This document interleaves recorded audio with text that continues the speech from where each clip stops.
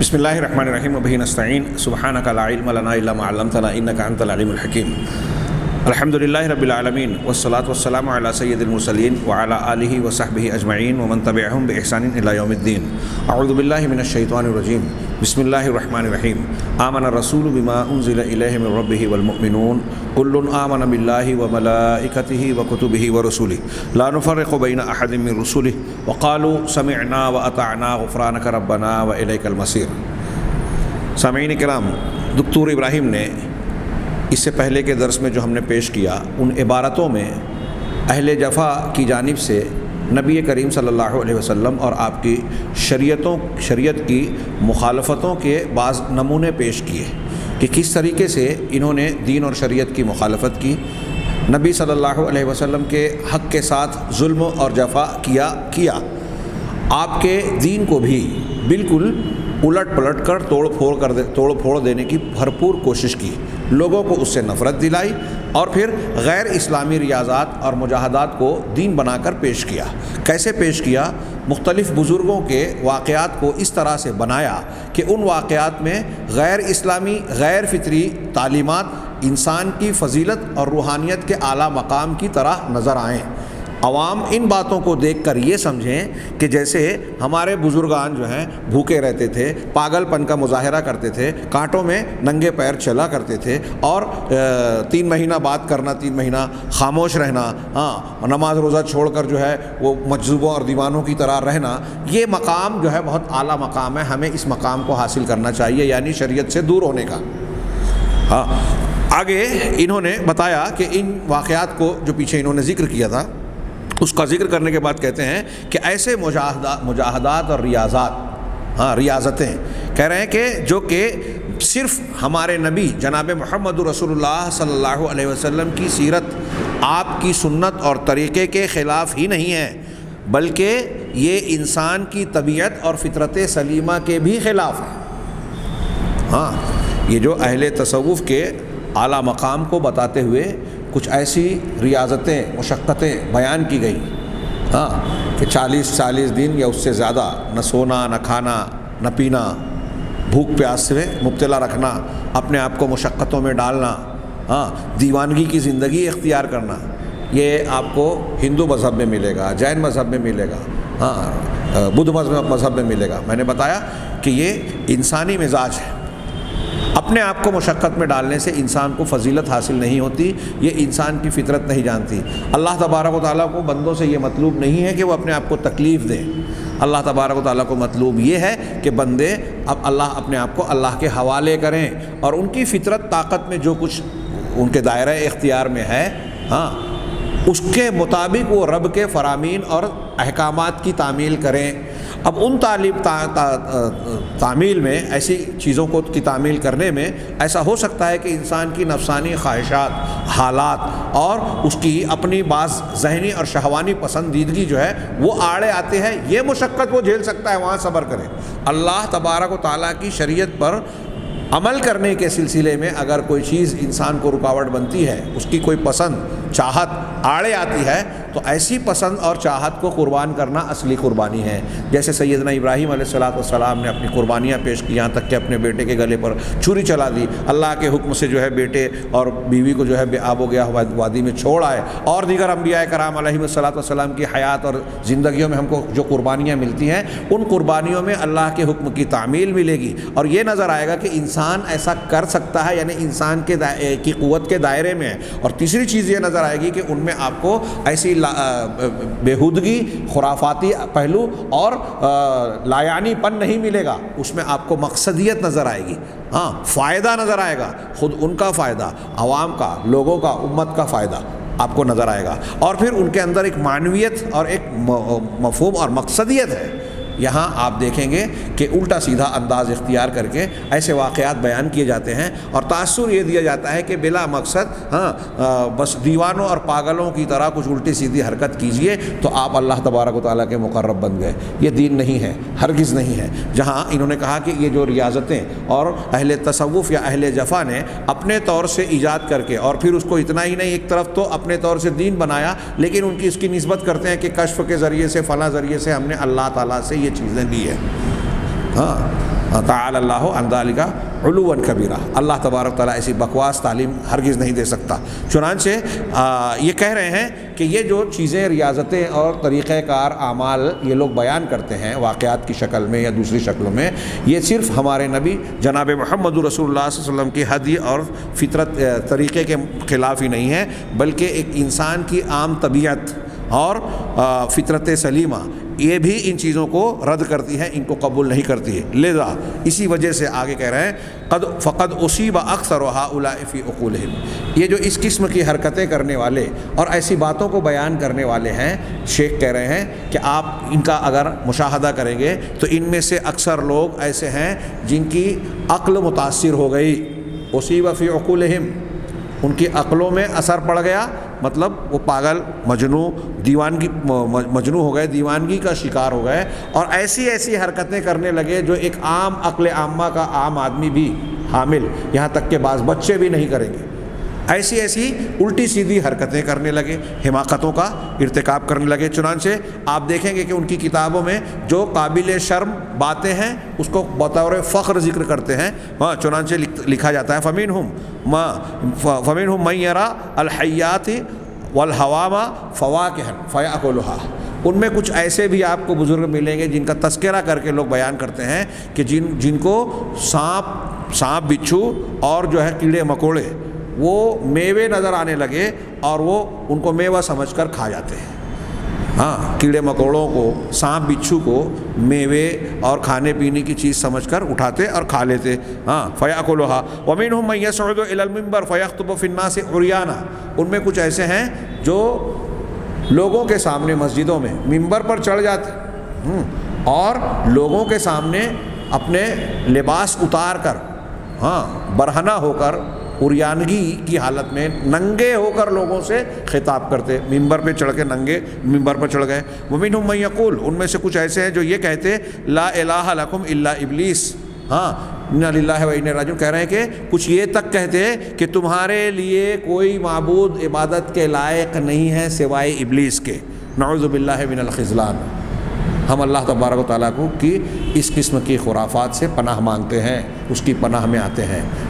تمہارا معبود صرف اللہ ہے کی بجائے یہ لوگوں کے سامنے برسر منبر علل اعلان کہتے ہیں کہ ابلیس کے سوا تو کوئی تمہارا معبود نہیں ہے۔ یہاں ابھی آگے یہ چیزیں جو انہوں نے سرسری طور پر ذکر کی، یہ تھوڑے سے نمونے کے طور پر ایسے بہت سارے دعوے اور حفوات اور بکواس آپ کو ان کی کتابوں میں ملے گی، یہ نمونے کے طور پر بیان کر رہے ہیں۔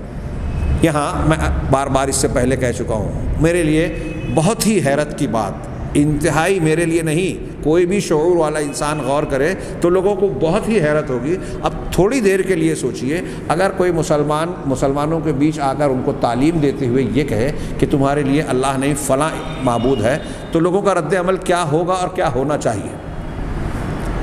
لیکن یہ دیکھیے، اہل تصوف کی کتابیں اس قسم کی بکواس سے، اللہ کی شان، ہمارے عقیدے کی بنیاد کے بالکل خلاف باتوں سے بھری پڑی ہیں،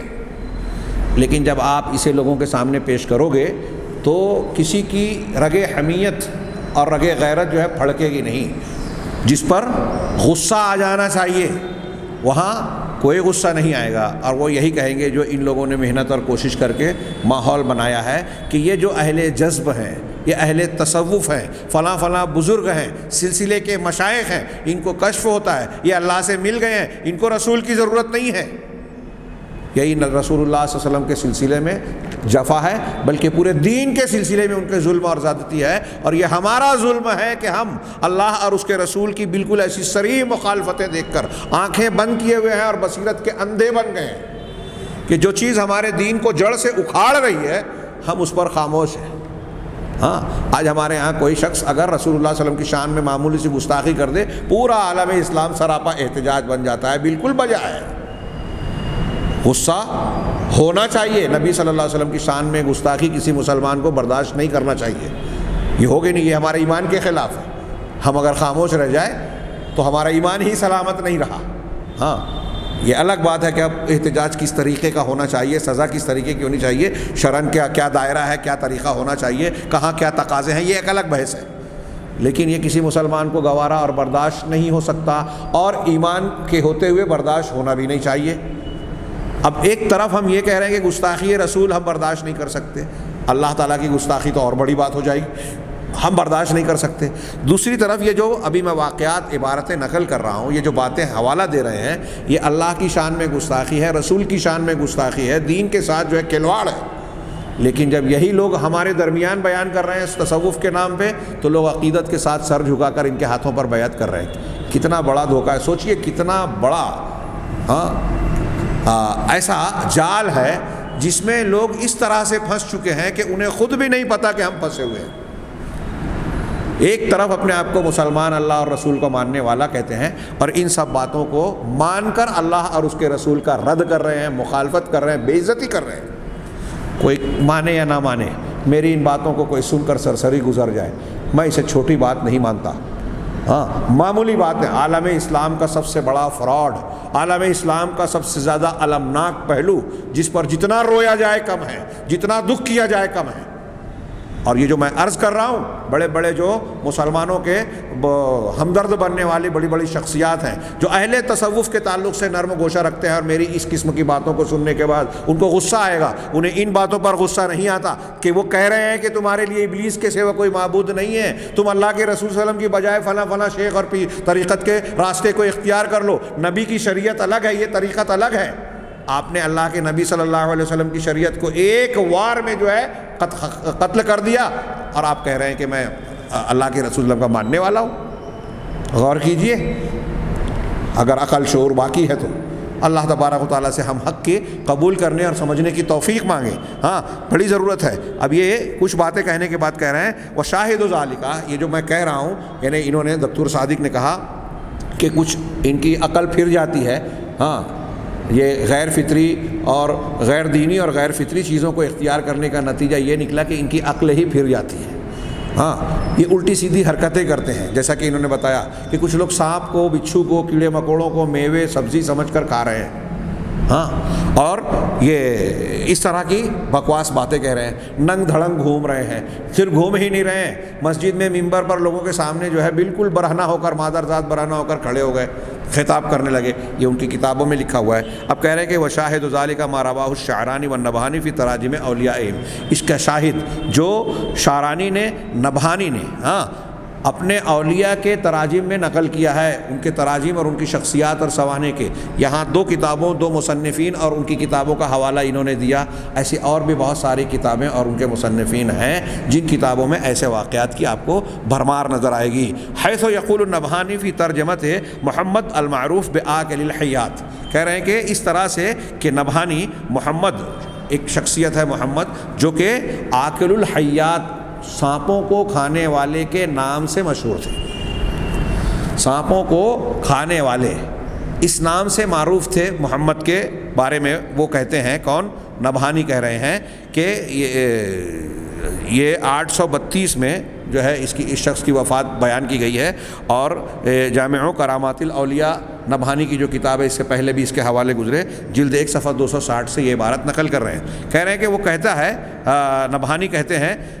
محمد آکل الحیات کے بارے میں کہ کانا یر الخنافس زبیبن، کہ یہ شخص جو ہے یہ خنفسا کی جمع خنافس، اس کا معنی گوبریلا، گوبر میں پائے جانے والا جو کیڑا ہوتا ہے نا، جو گندگی کو توڑ کے لے جاتا ہے اپنے بل کی طرف، دھکا دے کر، اس کو گبریلا یا گبریلا کہتے ہیں، گبریلا۔ تو گبریلا کو، یہ گبریلا کو، خنافس کو یہ جو ہے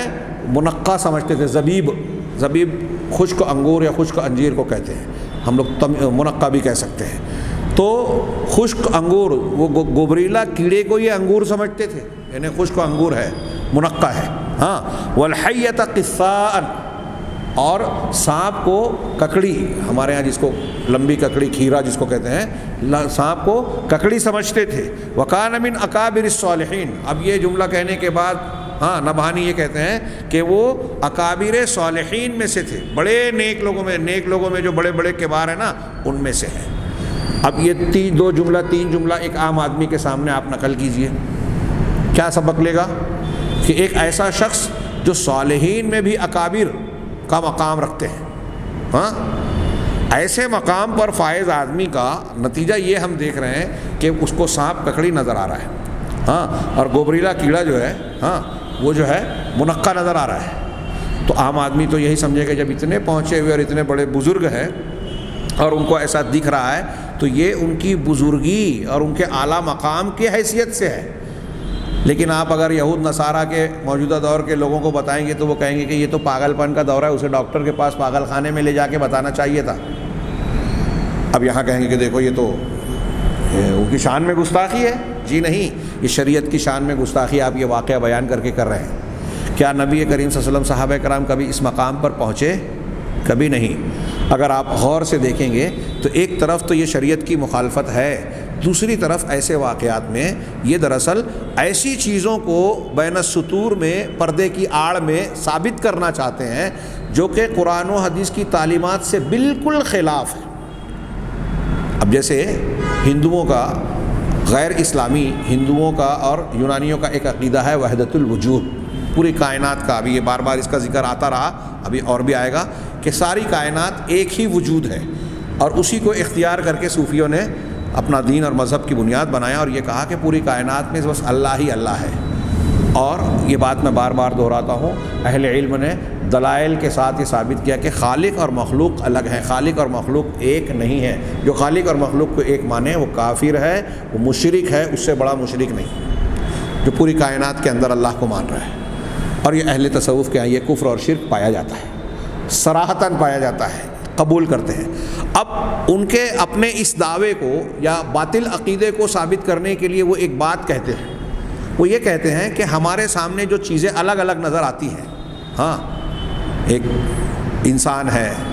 ایک جانور ہے، جانور میں مطلب ایک گھوڑا ہے، ایک شیر ہے، ایک بلی ہے، فلاں ہے، فلاں ہے، فلاں ہے، تو یہ ظاہری شکل و صورت کی وجہ سے ہمیں الگ الگ دکھائی دیتے ہیں، سمجھ میں آتے ہیں، اور اس بنیاد پر ہم حکم لگاتے ہیں۔ ورنہ اگر روحانی اعتبار سے جانا جائے تو ساری چیزوں کی حقیقت ایک ہی ہے۔ امداد اللہ مہاجر مکی جو ہمارے ہندوستان کے اکابر دیوبندی علماء، اکابر بریلوی علماء کے پیر صاحب ہیں، حاجی امداد اللہ مہاجر مکی، امداد المشتاق میں ان سے منقول آپ کو ملے گا، ہاں، ان کے اقوال، پھر اس کی تشریح جو اشرف علی تھانوی صاحب نے کی، پھر اس کے بعد فاروق صاحب نے، دلی کے تھے، انہوں نے اس کی مزید تشریح کی، بازار میں اویلیبل ہے، دستیاب ہے۔ اس میں وہ کہتے ہیں کہ ایک بزرگ سے جو وحدت الوجود کے قائل تھے، کسی شخص نے اعتراضات کہا کہ اگر کائنات کی ہر چیز ایک ہی چیز ہے، کائنات میں ہر چیز ایک ہی چیز ہے، سب میں حقیقت ایک ہی ہے، تو ٹھیک ہے آپ جو ہے مٹھائی اور حلوہ اور اس کے ساتھ پھر نعوذ باللہ انسان کا فضلہ، ہاں، یہ کھا کے بتاؤ۔ اس میں عبارت میں ایک دو جگہ پر لفظ گوہ کا بھی استعمال ہے، فضلہ پاخانے کی شکل میں جو نکلتا ہے، گوہ کہتے ہیں جس کو، تو کہا کہ اسے بھی کھا کے دکھاؤ۔ تو جب یہ اس نے اعتراض کیا اس شخص نے، تو فلاں بزرگ ان کو طیش آ گیا، جوش آ گیا، اور یہ جب جوش اور طیش میں آتے ہیں تو میں نے بار بار کہا کہ ان کے واقعات میں ایسا ہی تاثر دیا جاتا ہے کہ پھر یہ کچھ بھی کر سکتے ہیں، نعوذ باللہ من ذالک۔ انہیں طیش آ گیا اور انہوں نے انسان کی شکل میں مٹھائی یا حلوہ، جو بھی لفظ ہے دونوں میں سے، انسانی شکل میں انہوں نے حلوہ کھا لیا، مٹھائی کھا لی اس کے سامنے، اور پھر خنزیر کی، سور کی شکل اختیار کر کے گوہ کھا لیا، اور اس کے بعد جو ہے اس کے سامنے یہ ثبوت پیش کیا کہ دیکھو ہم نے دونوں کر کے دکھایا۔ آگے اس واقعے کو نقل کر کے صاحب کتاب، صاحب بیان، وہ امداد اللہ مہاجر صاحب ہیں یا مولانا اشرف علی یا جو بھی ہیں، انہوں نے آگے تبصرہ کیا کہ اگرچہ کہ اس کی چندہ ضرورت نہیں تھی، ہاں، کہ ایسا کر کے دکھاتے، کیوں؟ اس لیے کہ ہر چیز کی ظاہری شکل و صورت کی بنیاد پر اس کا حکم الگ الگ ہوتا ہے، حقیقت چاہے ایک ہی ہو، لیکن چونکہ اس نے اعتراض کیا تھا اور شیخ کو جو ہے غصہ اور جوش آ گیا تھا، طیش آ گیا تھا، اس لیے انہوں نے ایسا کر کے دکھا دیا کہ انسان کی شکل میں حلوہ کھا لیا، مٹھائی کھا لی، اور جو ہے جانور کی شکل اختیار کر کے، سور کی شکل اختیار کر کے گو کھا لیا۔ آپ دیکھ رہے ہیں کہ یہ کہنا کیا چاہ رہے ہیں، یہاں تو جانور کی شکل اختیار کرنے کے تکلف کا مظاہرہ کیا۔ اس واقعے میں جو ہمارے سامنے ہیں، محمد ہاں صاحب جن کو عاقل الحیات کا لقب دیتے تھے اور جن کے بارے میں یہ نبہانی ذکر کر رہے ہیں اکابر صالحین میں سے تھے، یہ کہہ رہے ہیں کہ انہیں جو ہے گوبریلا کیڑا جو ہے وہ میوہ نظر آتا تھا، کاجو بادام یا کچھ نظر آتا تھا، اور سانپ جو ہے وہ کھیرا یا کاکڑی نظر آتی تھی، ککڑی نظر آتی تھی۔ کیا مطلب ہوا؟ کہیں بین السطور میں آڑ میں یہی نظر تو نہیں آ رہا ہے کہ کہنا یہ چاہتے ہیں کہ ہمیں ککڑی اور سانپ میں فرق نظر آتا ہے، لیکن یہ اتنے پہنچے ہوئے بزرگ تھے کہ ان کو فرق ہی نظر نہیں آتا تھا۔ یہ جانتے تھے کہ حقیقت میں ساری چیز ایک ہی ہے، یہ وحدت الوجود کی دلیل کے طور پر بن رہا ہے معاملہ۔ تھوڑی دیر کے لیے سوچئے کہ وحدت الوجود کی طرح یا اس کو ثابت کرنے کے لیے کس طریقے سے راستہ ذہن ہموار کیا جا رہا ہے۔ باطل عقیدہ جو دنیا کا سب سے بڑا شرک اور سب سے بڑا کفر ہے، یہ میں نہیں کہہ رہا ہوں، قرآن حدیث کہہ رہی ہیں، اور جتنے بھی معتبر آپ سلف و خلف کے علماء کو دیکھیے، عقیدے کے علماء، یہاں تک کہ احناف کے بڑے بڑے علماء آپ کو نظر آئے گا، ابن ابی الحنفی کہتے ہیں حلول اور اتحاد یہ نصارہ اور یہود کے کفر سے بھی بڑا کفر ہے۔ نصارہ نے صرف حضرت عیسیٰ علیہ السلام کے بارے میں یہ مانا کہ اللہ ان کے اندر حلول کر گیا تو اللہ نے انہیں کافر کہا، تو یہ تو ساری چیزوں میں اللہ کے حلول کو مانتے ہیں، ایک مخلوق میں ایک پیغمبر میں انہوں نے اللہ کو مانا تو اللہ نے کہا لقد کفر الذین قالوا ان اللہ ثالث ثلاثہ، ان لوگوں نے کفر کیا جو کہتے ہیں کہ اللہ تین کا تیسرا ہے۔ تو یہ تو پوری کائنات کے ایک ایک حصے میں ایک ایک چپے میں اللہ کو مان رہے ہیں، تو یہ کتنے بڑے مشرک کافر ہوں گے؟ ہاں اندازہ لگائیں۔ آگے وَيَقُولُ الشَّعْرَانِي فِي تَرْجِمَةِ سَيِّدِهِ ابراہیم العریان، شعرانی اپنے سید ابراہیم العریان، ان کے نام ہی میں العریان لگا ہوا ہے، ہاں جو 390 کے کچھ اوپر نیف و تسعین کا لفظ ہے، ہاں ان کی وفات ہوئی طبقات کبریٰ سے ہی نقل کیا۔ یہ ان کے بارے میں کہا کہ وَكَانَ يَطْلُعُ الْمِنبَرَ وَيَخْطُبُ عُرْيَانًا، یہ ممبر پر چڑھتے اور ننگے ہو کر برہنہ ہو کر جو ہے خطاب کرتے۔ وَفَيَقُولُ، نبی کی سنت کی مخالفت دین اور شریعت کو مذاق بنانا نہیں تو اور کیا ہے، ہاں، اور کہتے السلطان و دمیات باب اللوق بین القصرین و جامع تریون۔ اب یہ جو پہلا جملہ انہوں نے کہا یہ اس کا معنی مفہوم سمجھ میں نہیں آتا، واللہ عالم، ہو سکتا ہے میری سمجھ میں نہ ہو، کہ سلطان اور دمیات یہ دو قصر، دو محل اور جامع تلیون کے درمیان باب اللوق ہے۔ اب یہ نام کے طور پر لوق ہے یا لوق کے معنی نرمی وغیرہ ہوتا ہے وہ ہے، واللہ عالم۔ یہ جملہ کہنے کے بعد وہ کہتے ہیں الحمدللہ رب العالمین، تمام تعریف اللہ کے لیے ہے جو تمام جہانوں کا پروردگار ہے۔ اتنا جب وہ کہتے تو فَيَحْصُلُ لِلنَّاسِ بَسْطٌ عظیم، تو لوگوں کو بڑی زبردست فرحت، کشادگی، ہاں، اور راحت محسوس ہوتی ہے، بس انبساط حاصل ہوتا، ایک قسم کی فرحت اور انبساط انہیں حاصل ہوتا، اور بہت عظیم قسم کی۔ وَكَانَ يُخْرِجُ الرِّيحَ بِحَضْرَةِ الْأَكَابِرِ۔ اب دیکھیے دین اور شریعت یا بزرگوں کے حوالے سے یہ کیسی غلیظ باتیں پیش کی جا رہی ہے۔ کہہ رہے ہیں کہ یہ شخص جو ہے اکابر کی موجودگی میں ہوا خارج کرتا تھا، ہاں، پیٹ سے گیس نکالنا آواز کے ساتھ، ہاں، ثم یقول، پھر وہ کہتے تھے ہذہ زرتۃ فلان، یہ فلاں کی زرتا یا زرتا ہے، یعنی ہوا جس کو ہم اردو زبان میں کہیں گے پاد، یہ فلاں کی پاد ہے۔ وَيَحْلِفُ عَلَى ذَلِكَ، اور اس پر وہ قسم بھی کھاتے، فَيَخْجِلُ الْكَبِيرُ مِنْهُ، تو ان میں جو بڑا بڑا ہے وہ بھی شرمندہ ہو جاتا تھا، ہاں، گویا ان کا نام لے کر کہتے۔ اب بتائیے کہ ننگے ہو کر خطاب کر رہے ہیں، لا یعنی بات کہہ رہے ہیں، لوگوں کے سامنے مظاہرہ کر کے جو ہے اپنے پیٹ سے ہوا خارج کر رہے ہیں، اور پھر یہ نکالنے کے بعد کہتے تھے کہ یہ فلاں اور فلاں کی ہوا خارج کرنے کا طریقہ یا یہ ان کی پاد ہے۔ یہ ان کی کتاب میں لکھا ہوا ہے، دیکھیے المصدر الصافق، ہاں، یہ جو پچھلا حوالہ نقل کیا اسی صفحے پر، ہاں، جو صفحہ نمبر 129 طبقات کبریٰ کے حوالے سے انہوں نے نقل کیا۔ وَيَقُولُ أَيْضًا، اسی طریقے سے وہ اپنے سید محمد الحضیری، میں آگے بڑھ رہا ہوں، ایک بات اور آج کے درس میں نقل ہو جائے، اس کے لیے اس پر مزید تبصرہ نہ کرتے ہوئے آگے کچھ تبصرے آئیں گے۔ محمد الحضری کے بارے میں کہتے ہیں، یہ شخص 897 میں اس کی وفات ہوئی۔ ان الناس سألوہ ان یخطب فیہم یوم الجمعہ، لوگوں نے ان سے یعنی محمد الحضری سے مطالبہ کیا کہ جمعہ کے دن وہ لوگوں کو خطاب کرے، جمعہ کا خطبہ دے میں لوگوں نے مطالبہ کیا۔ فقالا، تو اس نے کہا، انہوں نے کہا بسم اللہ الرحمن الرحیم، ممبر پر چڑھا، بسم اللہ پڑھا، فحمد اللہ، اللہ کی حمد بیان کی، واثنى علیہ، اس کی ثنا بیان کی، اس کی تمجید و بزرگی بیان کی، ومجدہ، ثم قال، اور پھر اس کے بعد کہا واشہد ان لا الہ لکم الا ابلیس علیہ الصلاۃ والسلام، میں تمہارے لیے اس بات کی گواہی دیتا ہوں کہ تمہارے لیے کوئی معبود نہیں ہے سوائے ابلیس علیہ الصلاۃ والسلام کے۔ ہاں، یہ بھی پچھلے مصدر اور کتاب سے جلد 2 صفحہ نمبر 97۔ ہاں، ہم اس قول کو اگلے درس میں ذکر کر کے صاحب کتاب کا اور اپنا تبصرہ انشاءاللہ آئندہ درس میں کریں گے۔ اللہ تعالی ہمیں خیر کی توفیق دے۔ وآخر دعوانا الحمدللہ رب العالمین۔